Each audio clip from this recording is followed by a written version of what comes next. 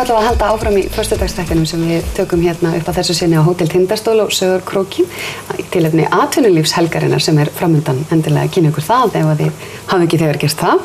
En næst það er eiginlega ekki hægt að koma í Skagafjörðinn án þess að tala söng, Kristján. Já, það líka engill söngur náttúrulega að fara að taka við þegar sýningunni lokið, þá réttur á Sæluvika sem að tengist mikið söng og þeir eru komin hérna Pétur og Atli og þeir ætla að segja ykkur aðeins frá því hvað kórinn að fara að gera. Já, bæði karlakórinn og kirkjukórinn því það eru stóru viðburðir eiginlega beggja vegna borðsins. Og kannski byrjum við á Pétur. Ef við byrjum á kirkjukórnum þá hefur hann síðustu áratugi verið alltaf með kirkjukvöld á mánudagskvöldi í Sæluvíku og svo venja hefur verið að kórinn hefur sungið og síðan hefur verið fenginn ræðumaður og svona einhver aðkomu tónlistaratriði og núna það sem sagt Sölvi Sveinsson sem innfæddur gamall króksvari, hefur starfað sem skólamaður í Reykjavík.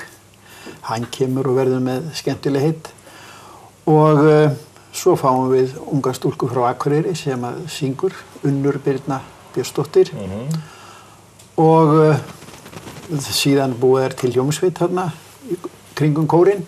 Það organistinn Rögnvaldur Valbergsson sem stjórnar nú allri trafikkinni og hann fær með sér bræður, Margeir og Jóhann sem að spila með honum. Þetta örlítið poppaðari dagskrárhaldur en venjulega gerist í kirkjum eða? Nei, það vil ég nú ekki minna. Þetta bara svona skemmtileg dagskrá og það verður ekkert gefið eftir með það. Þetta bara þessi föstu liður og það bíða voðalega margir alltaf eftir því að heyra erindi líka sem að vera flutt. Þau eru ofta þetta eru svona burtfluttir og rifja upp gamla og skemmtilega tíma. Og þú ætlar að vera þarna ræðumaður? Ég ætla ekki að vera ræðumaður en ég ætla svona kannski að stýra þessu á einhvern hátt. Já. Og þú bæði verður þarna en þú líka í karlakórnum? Að sjálfsögðu, það ekki. Ég hef verið það í nokkuð mörg ár. Enda einn af Altagerðisbræðrunum, svo fyrir fólk að þekka eftir. Já, það Altagerðisbræður, það voru líka stóðhestar. Já. Fyrr á tíma. En sem sagt, karlakórinn Heimir ætlar að syngja með honum Kristni Sigmundsssyni. Já, það svo sem löng hefð fyrir því að karlakórinn Heimir taki þátt í Sæluvíku dagskráni hérna í Skagafirði. Og að þessu sinni ætlum við að gera það með mjög veglegum hætti og fáum til okkar engan annan en Kristinn Sigmundsson sem að einn af okkar allra fremstu söngvurum, klassískum og þessi tónleikar verða núna ekki núna á laugardaginn heldur eftir rúma viku, 3. maí í Miðgarði og við hlökkum mjög til þess að taka þátt í þessu og syngja með Kristni.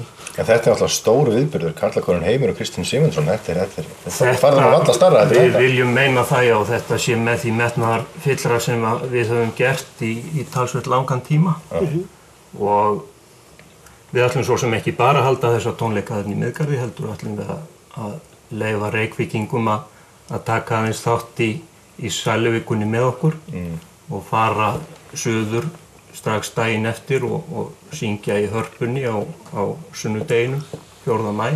Já. Hendið það bara öllum upp í rútu? Þá bara köllunum smalað upp í rútu eftir tónleika og bruna suður þannig að þeir missa af Sæluvíkuballinu þetta skipti. Ekki stemming í karlakórsrútu? Jú, að vísu, hún var nú meiri. Já. Hér árum áður, já. En þetta hefur breytt, þetta voru farnar tónleikaferðir, vorferðirnar hjá karlakórnum, þá voru þetta skemmtiferðir, það voru, nú segi ég skemmtiferðir, konurnar voru með.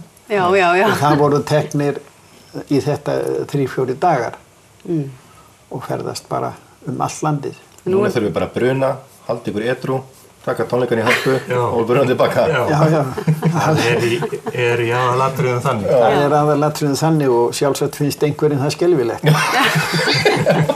Þessi sýtti aftast. En menn verða að gera fleiri en gott þykir svo sem og dagskráin hjá Kristni nokkuð þétt skipuð og þess vegna þurfum við að laga okkur svolítið að henni. Hann kemur sérstaklega að utan til þess að taka þátt í þessu með okkur og flýgur svo út í heim aftur. Já. Þannig að Og hvernig nú efnisskráin hjá ykkur? Hvaða lög er verið að fara að taka? hún er nú svona nokkuð klassísk að þessu sinni. Í fyrra vorum við svona í léttari kantinum og vorum þá með Guðrúnu Gunnarsdóttur með okkur og Óskar Pétursson. Og núna hins vegar þetta svona, klassíkin kannski svona í fyrirrúmi, þó að léttleikinn sé alltaf, reynum alltaf að hafa hann í bland. En þetta eru svona hefðbundin karlakóra lög og svo íslensk einsöngslög sem að Kristín syngur með okkur, bæði íslensk og erlend. Verður sögustund á þessum tónleikum líkt og oft eins og til þess að verður í kirkjukvöldinu? Það verður ekki ræðumaður beinis. Það er spurning hvað okkur tekst að teygja úr kynningunum á milli lagana. Hins vegar. Er eitthvað sem þið hlakkið sérstaklega til að taka? Eitthvað lag frekar en annað?